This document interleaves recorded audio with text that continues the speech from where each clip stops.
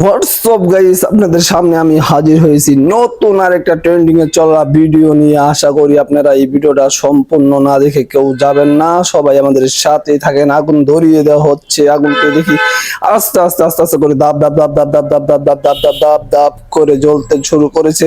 দেখেন, একটা জিনিস সবসময় মনে রাখবেন, ফর ইউ তো চলা ভিডিওগুলো আপনাদের ধাক্কা মারাটা কোনোভাবেই ঠিক হবে না।